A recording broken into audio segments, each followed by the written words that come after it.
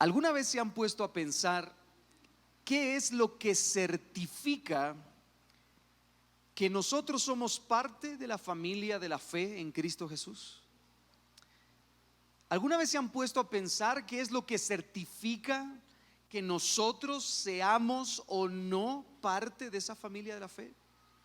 ¿Acaso tú eres parte de la familia de la fe en Cristo? ¿Acaso tú eres parte de la comunidad de los santos? ¿Acaso tú eres parte del redil de Cristo? ¿Acaso tú eres parte de la vid verdadera? ¿Acaso tú eres parte de las ovejas del Señor simplemente por el hecho de asistir el domingo al culto dominical? ¿Acaso eres parte del cuerpo de Cristo por participar de una serie sucesiva de programas eclesiásticos? Bueno, ya me bauticé, soy parte del redil. Bueno, ya pasé por la parte de la membresía, ahora sí soy del redil. ¿Acaso eso te hace ser parte del redil? ¿Acaso eso te hace ser parte de la familia de Cristo? El hecho de que asistas a la reunión de varones, a la reunión de damas, el hecho de que vayas a la reunión de jóvenes o que vayas a todas las reuniones que puedas, ¿eso te hace ser parte de la familia de Cristo? ¿Acaso es una evidencia, hermanos, objetiva de que eres parte de la familia de la fe en Cristo Jesús el que hagas todo ese tipo de actividades?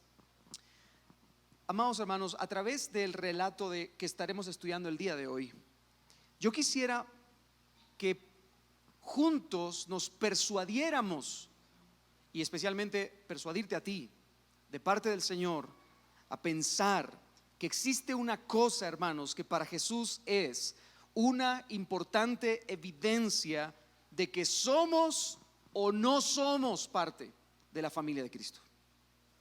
Ni programas, ni actividades, ni domingos en la iglesia, ni reuniones, sino que hay algo que es una evidencia observable para Cristo de que tú eres parte o no de la familia de Cristo. Ahora bien, nuestro relato de hoy comienza inmediatamente después del relato anterior. ¿Qué vimos en el relato anterior? En el capítulo anterior. Bueno, vimos que Jesús se enfrenta con un grupo de escribas. ¿Recuerda usted eso? Los escribas eran el grupo teológico dentro del pueblo de Israel. Ellos se encargaban de interpretar la ley, de enseñar la ley al pueblo, de memorizar incluso la ley, se la sabían de memoria. Y de pronto este grupo se enfrenta contra Jesús. Decían que Jesús estaba poseído y que todo lo que había hecho lo había hecho en el poder ¿de quién? De Belcebú. Ahora, Jesús cambia aparentemente de escena y Jesús está en la casa de alguien. No sabemos de quién. No, el relato no nos da más información, pero sabemos que está en una casa, reunido con sus discípulos. Y como es común, y siempre ha sido común en el ministerio de Jesús, ¿qué habían alrededor de Jesús, hermanos? Multitudes. Eso es la realidad del ministerio terrenal de Jesús. Las multitudes estaban cerca de él, las multitudes se encontraban alrededor de la casa aquel día, cuando de pronto ocurre algo que cambia la dinámica de la escena. Entra en la escena un grupo de personas que buscan a Jesús, y eso nos lleva a nuestro primer encabezado del día de hoy, que he titulado La familia terrenal de Jesús. La familia terrenal de Jesús. Y vaya conmigo por favor de nuevo al verso 31 y verso 32. Y dice así: vienen después sus hermanos y su madre, y quedándose afuera enviaron a llamarle. Y la gente que estaba sentada alrededor de él le dijo: tu madre y tus hermanos están afuera y te buscan. Ahora, el evangelista Marcos entonces introduce en el relato, en la escena, un momento de interrupción. Jesús está allí con sus discípulos dentro de la casa, las multitudes están alrededor, pero de pronto hay una interrupción propiciado por un grupo muy particular de personas. ¿Quiénes eran ese grupo de personas? La madre y los hermanos de Jesús. Ahora, hay varias preguntas que nosotros podemos ver o tratar de hacerle a nuestro texto. La primera pregunta es, bueno, ¿Jesús tenía familia terrenal? Claro que sí, por supuesto. Él tuvo madre, él tuvo un padrastro y tuvo hermanos o medio hermanos. Hermanos, Jesús fue concebido por el Espíritu Santo y por tanto en su gestación no hubo la intervención, no fue necesaria la intervención de un hombre. Él nació en el vientre de María, que hasta ese momento era, ¿qué era, hermanos? Virgen. Pero a la luz de la Biblia, hermanos, nosotros podemos afirmar que María dejó de ser virgen, porque después de tener a Jesús, tuvo más hijos con José, que era su marido. Y hermanos, no tenemos mucho tiempo para ver todos estos textos ni entrar en profundidad, porque este no es el énfasis que quisiera transmitir esta mañana. Pero hermanos, le voy a poner en pantalla algunos de esos textos que hacen referencia a la familia de Jesús, a los hermanos de Jesús. Mateo 1:25, Mateo 12:46, Mateo 13:35, Marcos 6:3, Lucas 2:7, Lucas 8:19, Lucas 8:20, Juan 2:12, Juan 7:3, Juan 7:5, Juan 7:10 y Hechos 1:14. Y son algunos de los textos que a la luz de la Escritura podemos ver que Jesús tenía medio hermanos. Ellos eran hijos de su madre y también eran hijos de su padrastro, que era José. Con esos hermanos Jesús había compartido su infancia, su adolescencia, su juventud. Y de hecho, hermanos, la Biblia nos muestra algunos de los nombres de esos hermanos. Vea conmigo Marcos capítulo 6 verso 3. Dice: ¿no es este el carpintero, hijo de María, hermano de Jacobo, de José, de Judas y de Simón? ¿No están también aquí con nosotros sus hermanas? Y se escandalizaban de él. Ahora, en esta lista preliminar aparece Jacobo. Jacobo es Santiago, el que escribió la carta que lleva su nombre, la carta de Santiago, que aparece en el Nuevo Testamento. También aparece José, quien probablemente habría tomado el nombre de ¿quién? De su papá. Y eso era muy común dentro de la tradición judía, que al menos uno de los hijos, y probablemente el primogénito, tendría que llevar el nombre del padre. Luego aparece también Judas en la lista, quien probablemente escribió la carta que lleva su nombre en el Nuevo Testamento, la carta de Judas, que nada tiene que ver, por cierto, con Judas el que traicionó a Jesús. Y luego tenemos a Simón, que no nos dice muchos detalles la Biblia de él, pero al fin y al cabo era un hermano. Y además, al final del texto nos dice que también estaban allí sus hermanas, cuyo nombre no aparece en el relato. Así que, hermanos, en conclusión, y no se pierda esto, en conclusión, Jesús es, por concepción, digámoslo así, es el unigénito Hijo de Dios y es el primogénito Hijo de María. ¿Ve usted la diferencia? Es el unigénito, el Hijo único del Padre, pero por concepción también es el primero que nació de María. Ahora, esto implica al menos dos cosas. Lo primero, y que es lo obvio, es que María no fue virgen perpetua, como dice la Iglesia Católica. Este es uno de los dogmas muy fuertes dentro de la Iglesia Católica. Es de los más debatidos en la historia. María, virgen perpetua. De hecho, se repite en muchos credos dentro de la Iglesia Católica. Sin embargo, nosotros, a la luz del texto, podemos darnos cuenta de que definitivamente tuvo hermanos, medio hermanos. Pero también, y hermanos, hay una implicación aquí que es mucho más importante. Y es que Jesús fue completamente Dios, porque es hijo de Dios. ¿Usted puede decir amén a eso, hermano? Muy bien. Pero además, Jesucristo es completamente hombre, porque fue hijo terrenal de María, porque tuvo familia, porque vivió en esta tierra de manera normal, porque tuvo hermanos, rodeado de su gente. Y hermanos, Él vivió bajo las mismas circunstancias que tú y que yo, y Él vivió bajo las mismas tentaciones que tú y que yo. Porque, hermano, yo no sé si usted en su infancia, los que tuvieron hermanos, cuando se peleaban con sus hermanos, no les daba ganas de meterles un su pellizco, un su pescozón, un su golpe, una patada, un su puñetazo, cualquier cosa.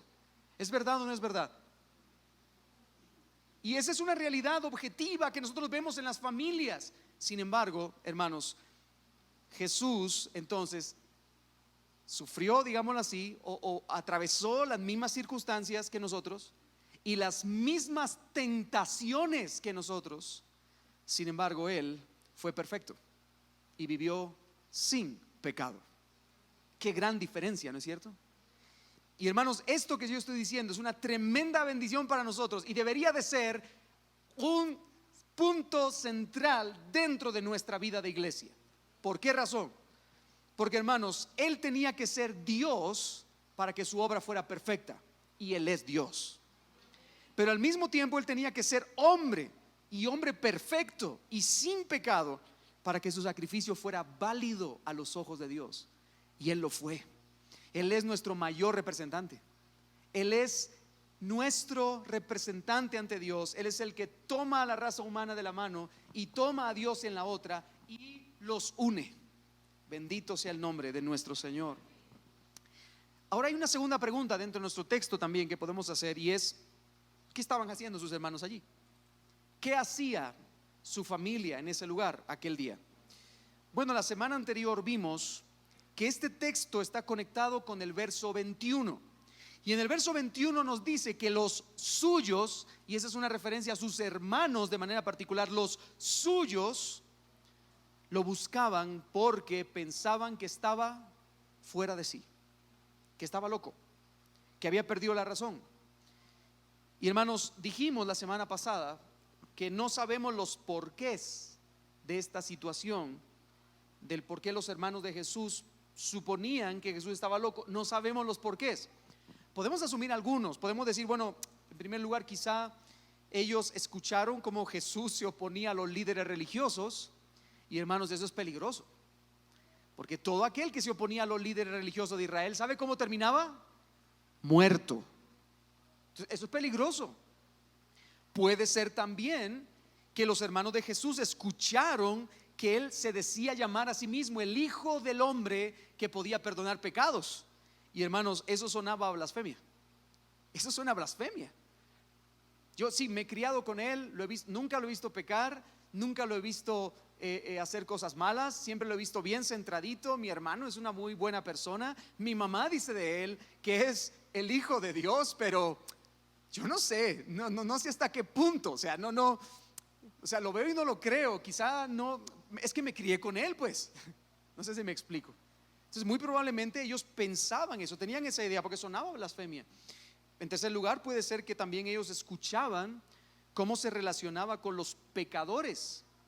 Y eso estaba mal visto, hermanos, en aquella cultura, el relacionarse con pecadores. ¿Y sabe a quién dejaba mal el que un miembro de tu familia se relacionara con los pecadores? ¿A quién?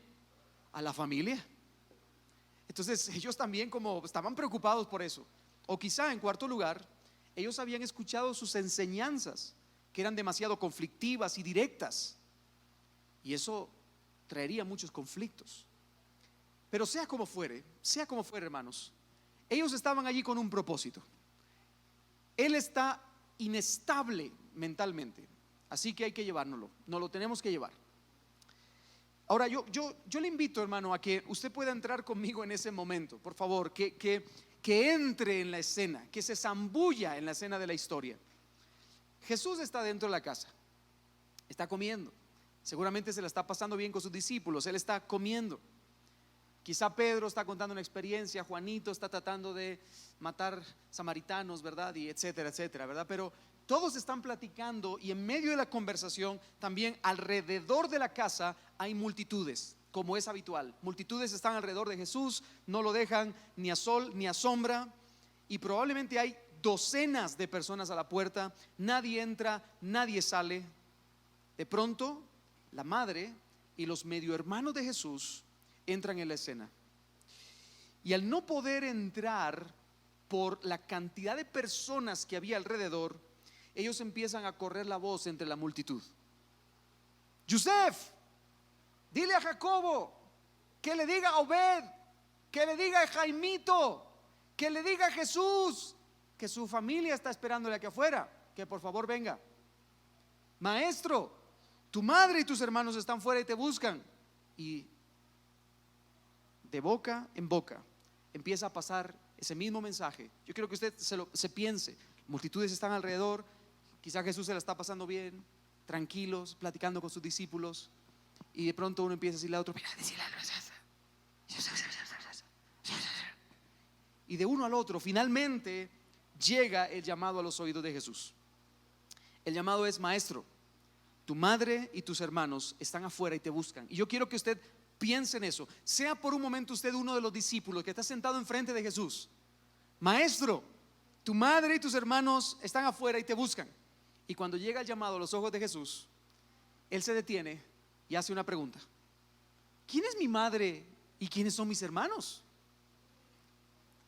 La pregunta que Jesús hace es una pregunta extraña, ¿no cree? Porque alguien de la audiencia le acaba de decir a Jesús: tu madre y tus hermanos te buscan. Y hermanos, ¿quién mejor que Jesús sabe quién son su madre y sus hermanos? ¿Por qué les pregunta a sus discípulos: ¿quién es mi madre y quiénes son mis hermanos? Hermano, piénselo por un momento. Yo creo que más bien Jesús debería haberse detenido y decir: amados discípulos, discúlpenme un momento, sigan comiéndose el panito y por favor regálenme solo 5 minutos, que voy a salir con mi familia y ahorita regreso. Continuamos platicando acerca de la teología del infierno cuando vuelva. Pausa, quédese aquí, voy a salir a hablar con mi familia, deme 5 minutos y yo regreso. Pero hermanos, él ni se inmuta por la petición que le hace la gente acerca de su familia, sino que Él pregunta: ¿quién es mi madre y quiénes son mis hermanos? Ahora, si usted lo escucha esa pregunta de Jesús, quizá incluso alguien pueda llegar a decir: qué abusivo es Jesús. Maestro, tu madre te busca. ¿Y quién es mi madre, pues? Suena como hasta abusivo, ¿no? ¿No parece? ¿No se supone que Jesús todo el tiempo invitó a otros a amar al prójimo? ¿Por qué no sigue él mismo sus enseñanzas?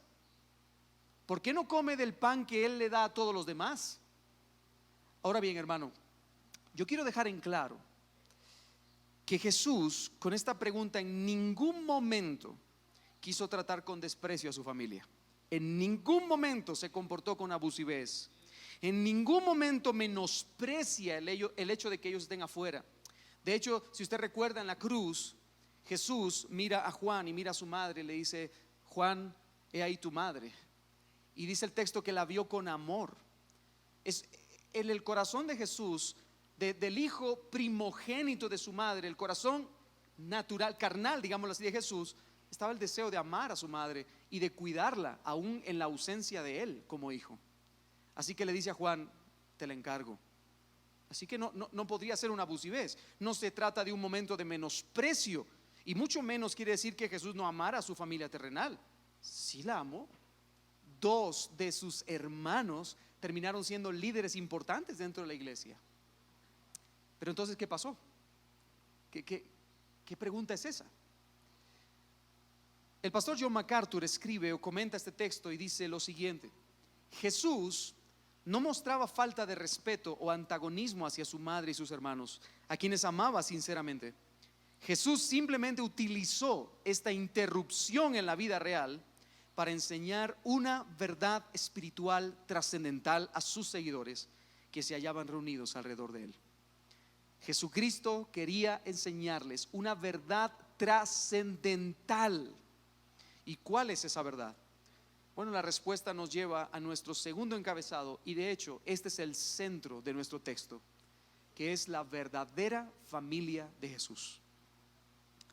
Vea conmigo el verso 34 y 35 una vez más. Dice: y mirando a los que estaban sentados alrededor de él, dijo: he aquí mi madre y mis hermanos, porque todo aquel que hace la voluntad de Dios, ese es mi hermano y mi hermana y mi madre. Hermanos, después de hacer la pregunta: ¿quién es mi madre y quiénes son mis hermanos? Después de hacer esa pregunta, Él mira a los que están a su alrededor. Él los mira a ellos, mira a sus discípulos, a los que han compartido con Él, a los que casi ya llevan 2 años y medio con Él. Y en medio de ese momento dice: esta es mi verdadera familia. Tengo una familia física, claro que sí, una familia terrenal, por supuesto, pero esta es mi verdadera familia.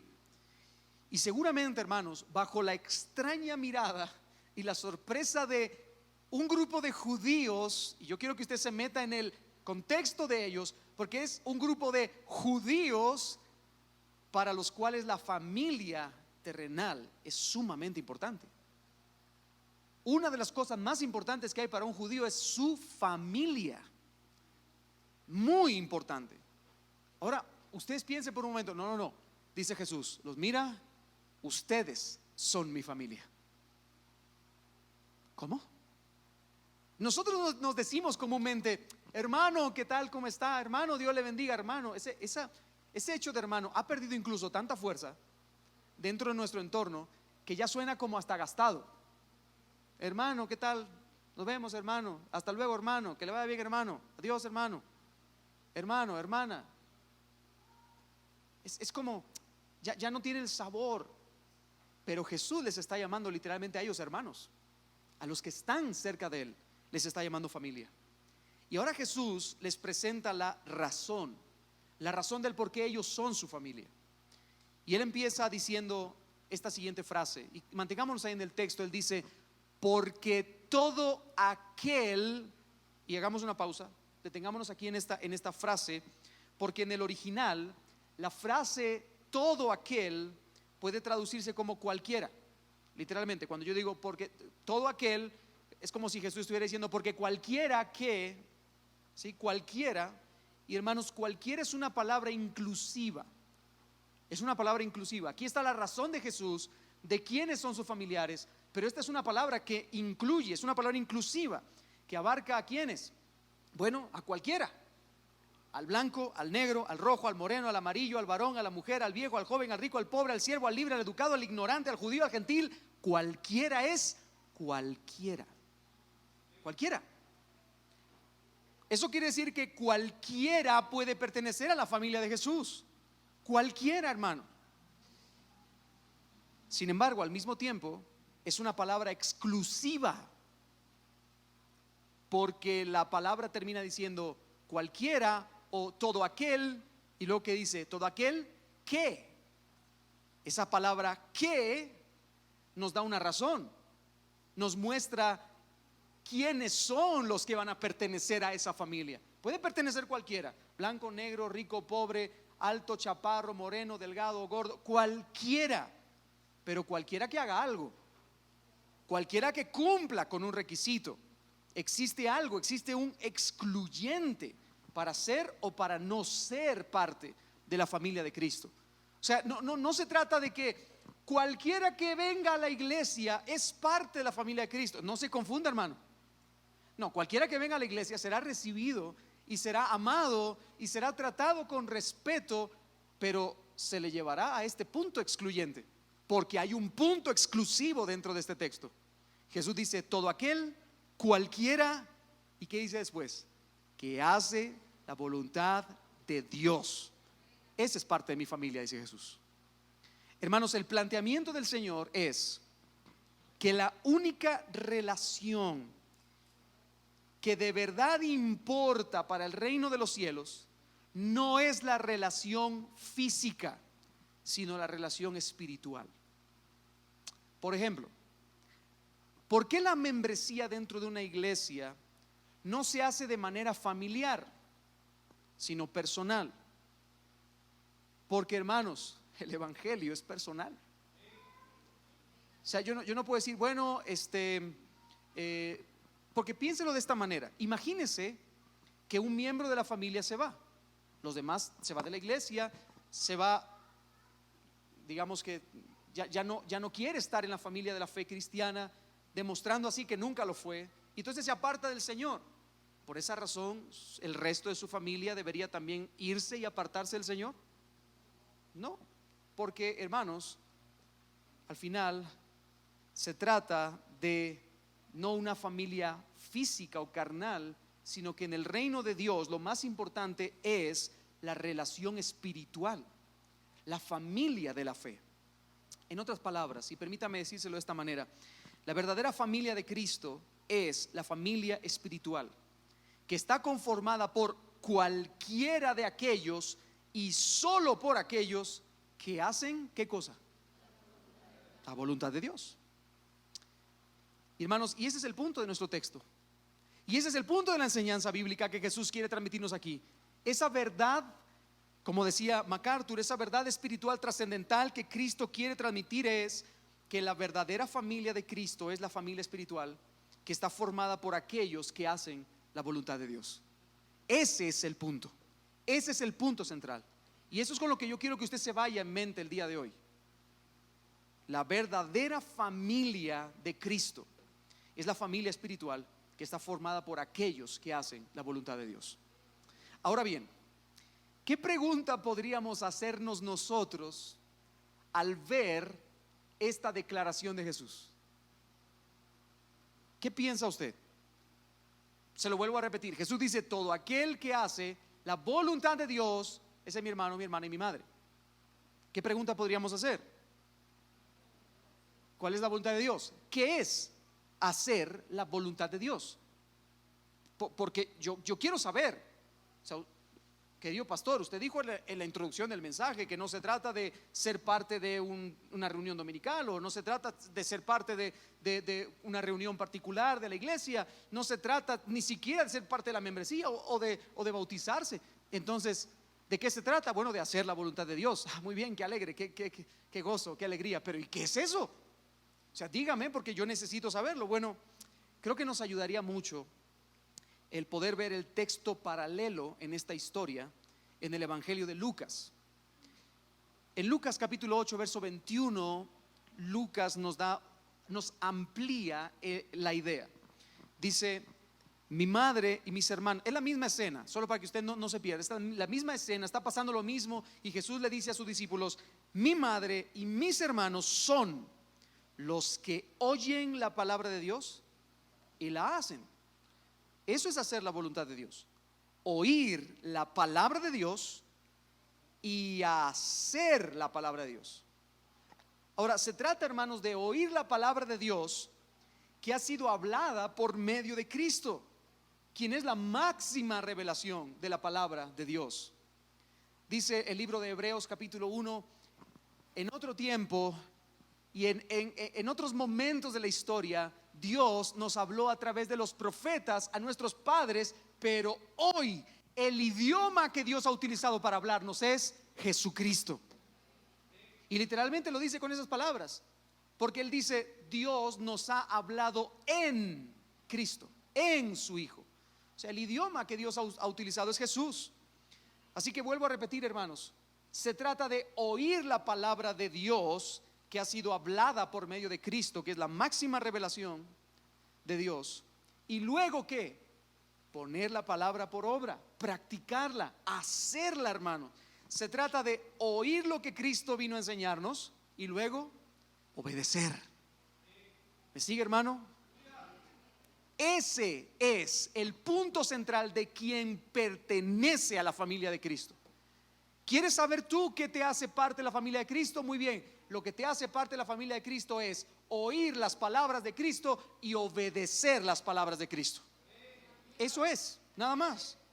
De hecho, hay otro lugar que nuestro Señor Jesucristo usa precisamente las mismas palabras, el mismo juego de palabras que en este texto. Lea conmigo Lucas capítulo 6, verso 46 al 49. Dice el Señor Jesús: ¿por qué me llamáis Señor, Señor, y no hacéis lo que yo digo? Y ahora va a amplificar, digamos, esta idea, y dice: todo aquel que viene a mí y oye mis palabras y las hace. ¿Se da cuenta? Está usando los mismos conceptos: oír la palabra, hacer la palabra. Todo aquel que oye mis palabras y las hace, os indicaré a quién es semejante. Semejante es al hombre que al edificar una casa cavó y ahondó y puso el fundamento sobre la roca, y cuando vino una inundación, el río dio con ímpetu contra aquella casa, pero no la pudo mover porque estaba fundada sobre la roca. Mas el que oyó, ¿y qué dice después? Y no hizo. Eso quiere decir, hermano, que puede haber personas, incluso dentro de la misma iglesia, que oyen pero no hacen. Porque ¿dónde va a oír usted la palabra de Cristo? ¿Dónde? En la iglesia. Así que el que oye y no hizo, semejante es al hombre que edificó su casa sobre tierra sin fundamento. contra la cual el río dio con ímpetu, y luego cayó y fue grande la ruina de aquella casa. Y hermanos, este no es el único lugar donde aparece esto. Al final del Sermón del Monte, Jesús lo dice nuevamente en el capítulo 7 del libro de Mateo. No lo vamos a leer, pero dice exactamente lo mismo: el que me oye y el que hace lo que yo digo, ese y solo ese puede llamarme Señor. Ese y solo ese puede pertenecer a mi redil, el que oye y hace lo que yo digo. Así que hermanos, finalmente, oír y hacer la palabra de Cristo, esto es hacer la voluntad de Dios. Y en este contexto en particular de Lucas, si usted nota, y de Lucas y de Mateo en el Sermón del Monte también, si usted nota los dos capítulos anteriores a esta conclusión final, en este contexto en particular, se trata de poner por obra todo lo que Cristo acaba de decir. ¿Me sigue, hermano? Porque él dio una enseñanza. Él dijo: ustedes deben de comportarse así, así, así, así y así. Muy bien. Así que si me quieres llamar Señor de verdad, dice Jesús, tienes que hacer lo que yo digo. Y entonces les cuenta la parábola: el que oye y hace es como el que construye la casa sobre la roca. El que oye pero no hace es como el que construye su casa sobre la arena. Entonces eso quiere decir que todo lo que acaba de decir es importante. ¿Y qué acaba de decir? Bueno, en primer lugar, Cristo nos dijo que nosotros debemos creer en Él, confesando nuestros pecados y viniendo a Él en arrepentimiento y fe. Eso es lo primero que Cristo dijo: arrepentíos y convertíos, arrepentíos y creed, porque el reino de los cielos se ha acercado. Eso es lo primero. Aquel que realmente quiere hacer la voluntad de Dios es aquel que dice: yo me someto al señorío de Cristo. ¿Y cómo te sometes al señorío de Cristo? En arrepentimiento y fe, viniendo a Él a través de la conversión. Pero también, en segundo lugar, Cristo nos da una serie de parámetros de obediencia que nosotros necesitamos obedecer. Él nos dice que nosotros amemos a nuestro enemigo. Gracias por ese entusiasmo, ese amén, ese gloria a Dios, aleluya, ¿verdad? Yo me propongo hacerlo en el nombre del Señor.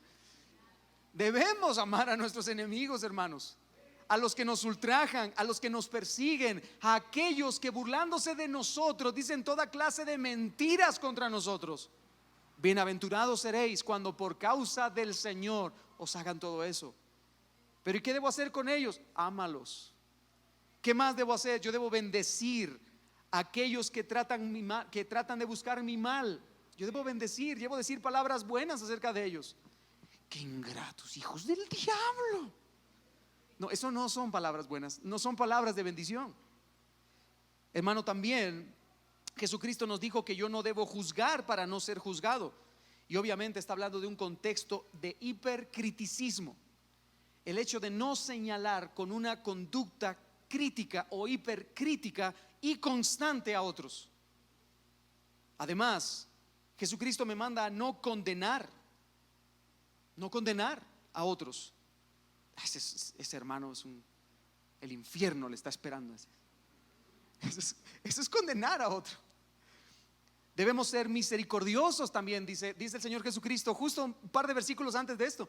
Debemos actuar con misericordia, viendo con misericordia. Y hermanos, eso implica profundamente al trato que nos deberíamos tener nosotros dentro de la iglesia, ¿no cree? Dice: si alguno fuere sorprendido en alguna falta, vosotros los que sois espirituales, restauradle con mansedumbre. Debe haber misericordia, está en eso. ¿Por qué? Porque yo he recibido misericordia. Hermanos, ¿cuánta misericordia hemos recibido de parte de Cristo? Debemos actuar con misericordia. Cristo también dice que debemos hacer el bien incluso a los que procuran hacernos el mal. Qué difícil es eso, ¿cierto? Qué difícil. Pero hermano, déjeme decirle algo de todo corazón: esa es la verdadera identidad de una persona que pertenece a la familia de Cristo. No otra cosa, eso es la verdadera identidad. ¿Quiere saber usted qué debe hacer? Léase el Sermón del Monte. Se trata de alguien que oye y hace todas las palabras de Cristo. Ahora, yo podría terminar este mensaje aquí y algunos estarían muy contentos y muy felices porque por el calor ya están sofocados. Pero esta verdad que acabamos de hablar tiene implicaciones que son vitales e importantes para nosotros. Y a mí me gustaría por lo menos tocar dos implicaciones muy rápidas. Y eso nos lleva a nuestro tercer encabezado de hoy, que son las implicaciones de esta verdad. Hemos visto en primer lugar la familia terrenal de Jesús, que obviamente era importante para Jesús, pero no constituía el centro de la vida de Jesús, porque Jesús creía que su familia espiritual era la familia importante. Pero la familia espiritual, ¿cómo se llega a ser familia espiritual? Aquel que obedece o aquel que escucha, que oye y hace lo que Cristo dijo. Pero esto tiene implicaciones, y veamos entonces las dos implicaciones de esta verdad. La primera, en primer lugar, tú no puedes hacer la voluntad de Dios si no has nacido de nuevo. Porque ¿quieren saber quién es mi verdadera familia? Son aquellos, cualquiera, que hace la voluntad de Dios. Muy bien. Pero el problema es que tú no puedes hacer la voluntad de Dios si tú no has nacido de nuevo. Miren lo que dice el apóstol Pablo, Romanos 8:7. Por cuanto los designios de la carne son enemistad contra Dios, es decir, por cuanto nuestra misma carne grita desesperadamente traiciones contra Dios, porque no se sujetan a la ley de Dios. Pero ¿qué dice ahora? Ni tampoco, es que no podemos. Es que el que no ha nacido de nuevo no puede. La ley del pecado que mora en su interior es demasiado fuerte y dominante, y entonces nunca querrá obedecer a Dios. Puede oír. Y de hecho, hermanos, esto es muy interesante, porque la próxima semana Jesús nos va a plantear la parábola del sembrador. Y es precisamente lo mismo que está diciendo ahora. Hay gente que oye y oye con gozo la palabra, pero después viene verdaderamente la prueba. ¿Y qué hace? Siempre no, ¿verdad? Siempre no. ¿Pero por qué no? Porque no pueden. Porque no pueden. Y entonces, hermanos, yo pregunto a esta amada iglesia, ¿cuál es la única forma que existe para que tú puedas someterte a la voluntad de Dios? Naciendo de nuevo.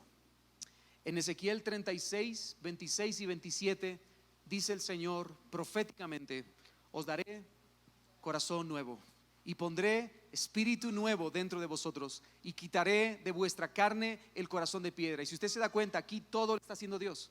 Yo pondré, yo quitaré, yo os daré. Y luego dice: y os daré un corazón de carne. Y dice: y pondré dentro de vosotros mi espíritu.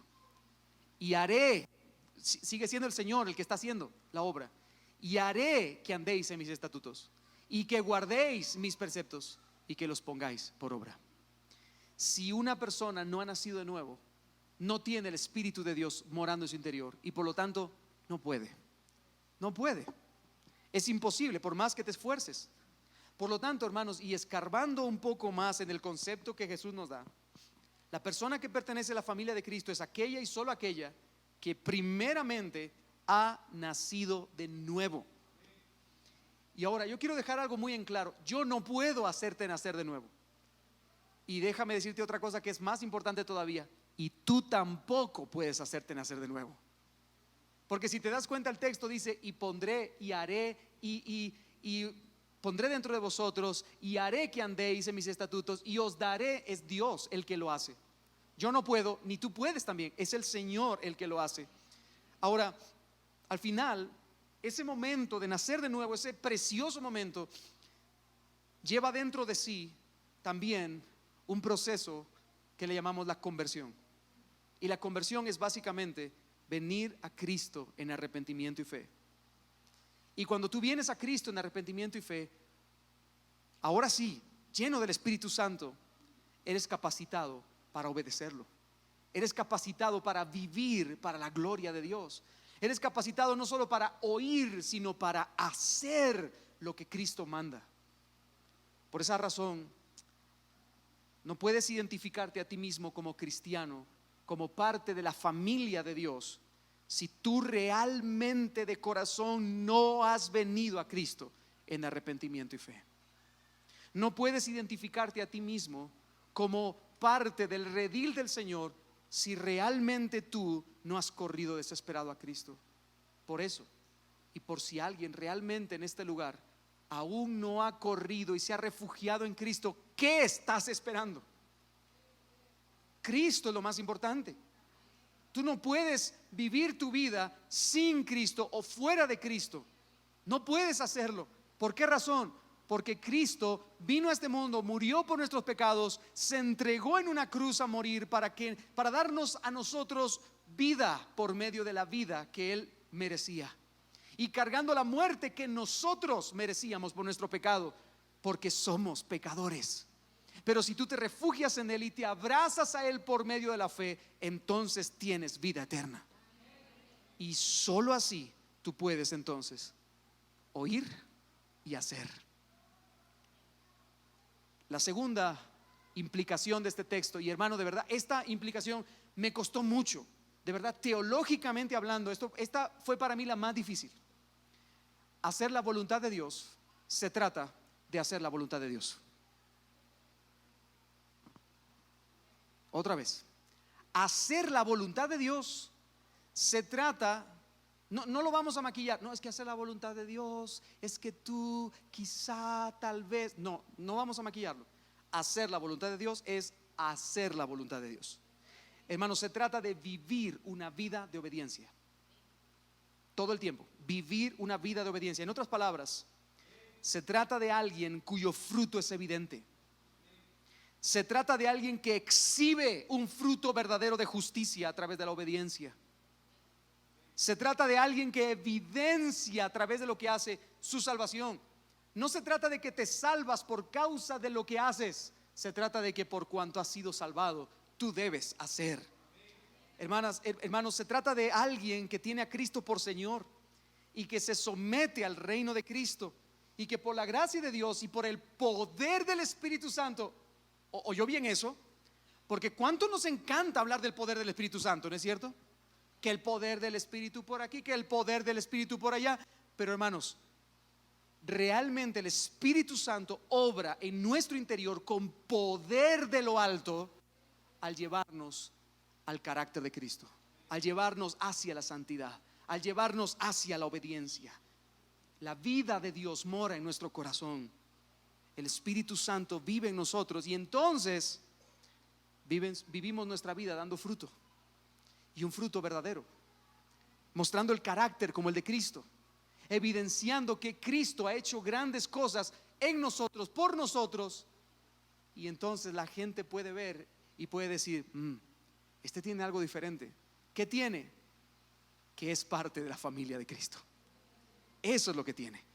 Y hermanos, esa es la exigencia ética del Evangelio. Y de verdad, permítame tomarme el tiempo para apuntar profundamente a este tema, porque creo que es necesario.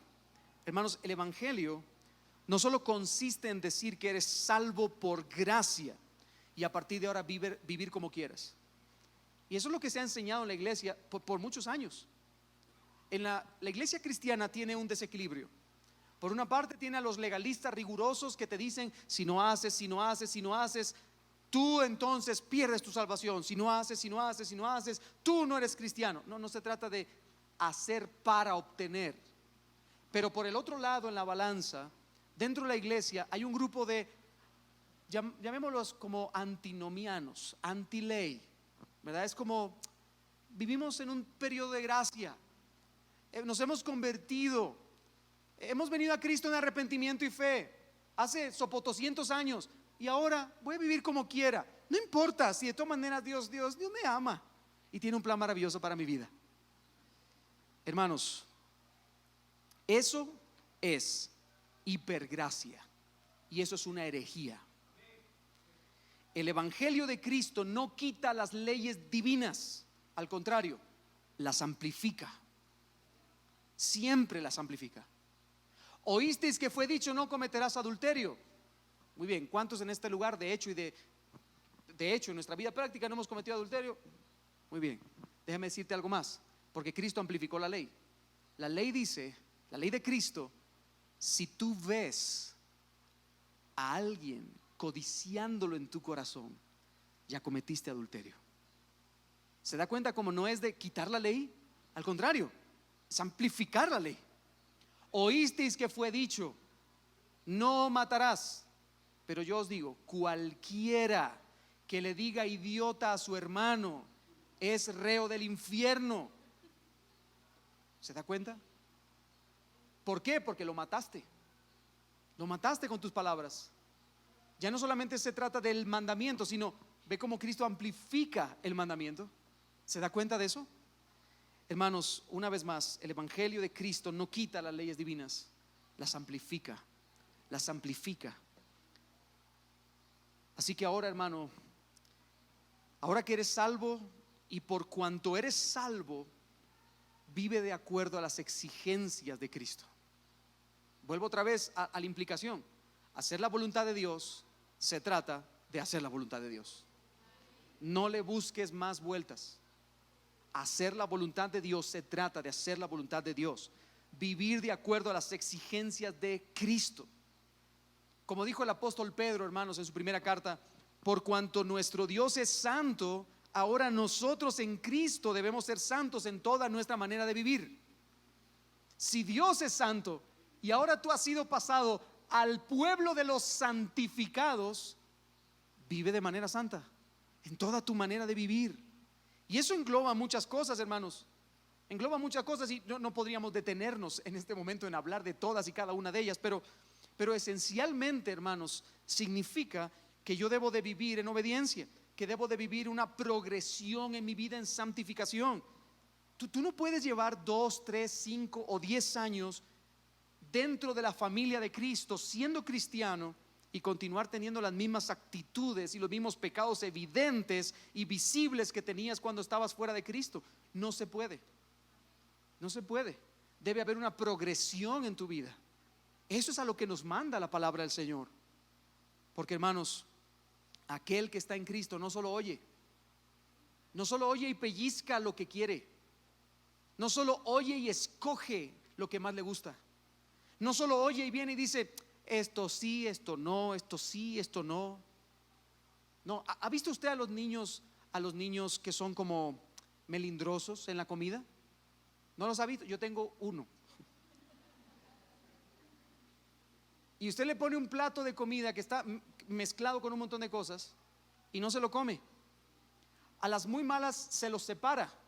Esto no me lo como, esto no me lo como, esto no me lo como, esto sí me lo voy a comer, esto no me lo como, esto no me lo como. Y no se come esta porción y sí se come esta porción. ¿Qué le dice uno como padre? Te lo comes todo. ¿Sí, sí o no, papás? Sí, ¿verdad? Te lo comes todo. Hermano, Cristo no nos está dando lugar a las dilaciones en este aspecto. Cristo no me está diciendo, a ver, escoge dentro de la amplia gama de la santidad cristiana, escoge lo que a ti te parezca más agradable. No, Cristo dice, o te lo comes todo o no eres parte de mi familia.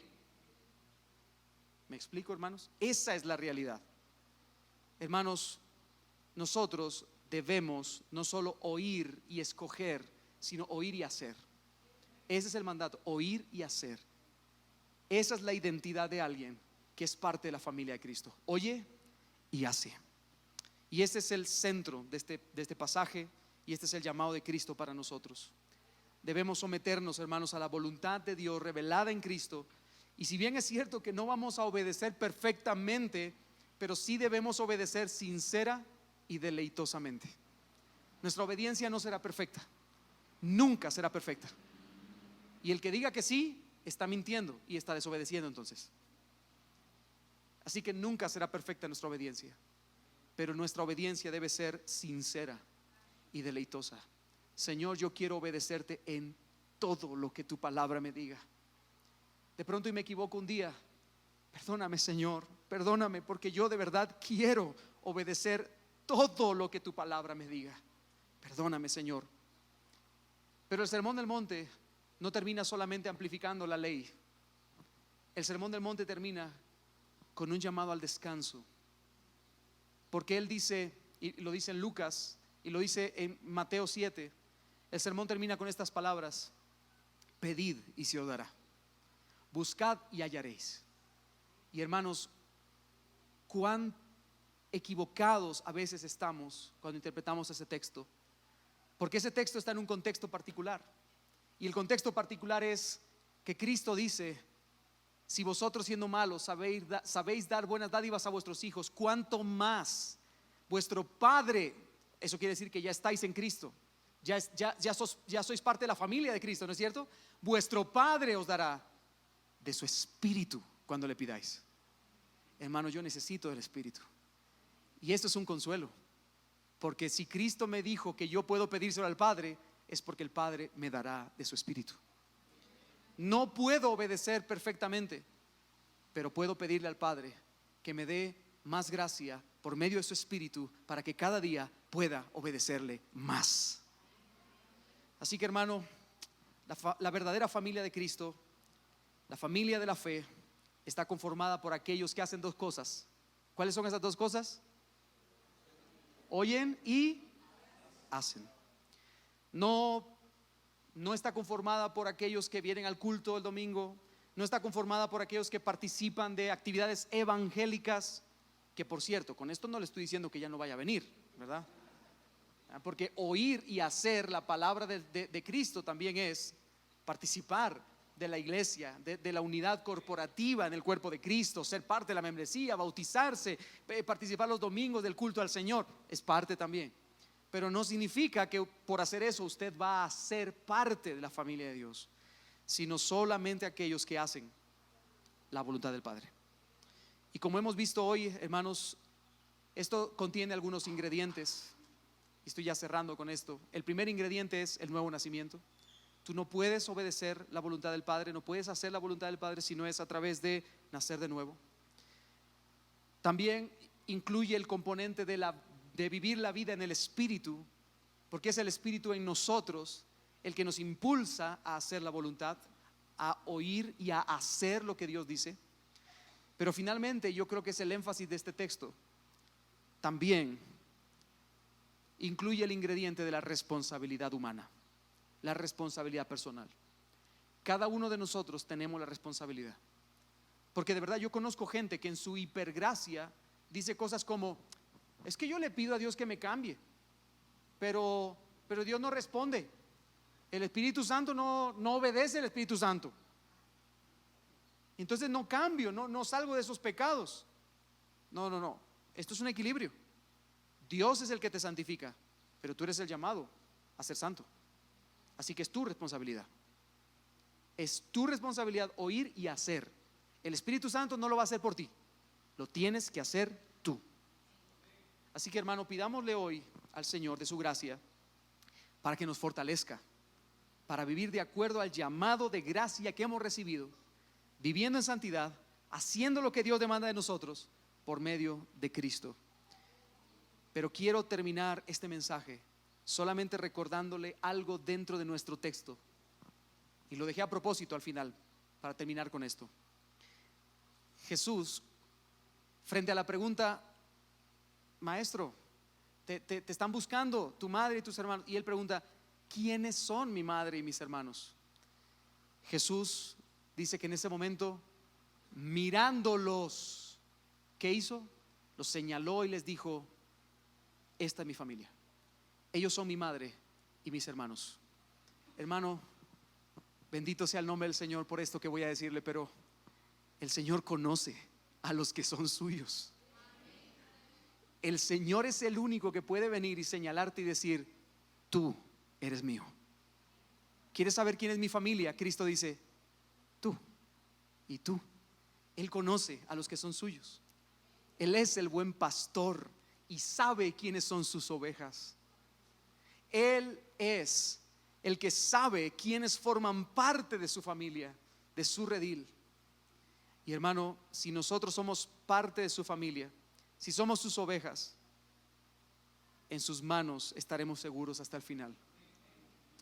El Señor Jesucristo dijo: yo soy el buen pastor y yo conozco a mis ovejas y doy la vida por mis ovejas, y mis ovejas están en mi mano y nadie nunca las arrebatará de mi mano. Así que tú tienes la responsabilidad de hacer la voluntad de Dios, pero en el proceso reconcíliate con la idea de que estás en las manos del Señor Jesucristo y Él te llevará hasta el final. Bendito sea el nombre del Señor por eso.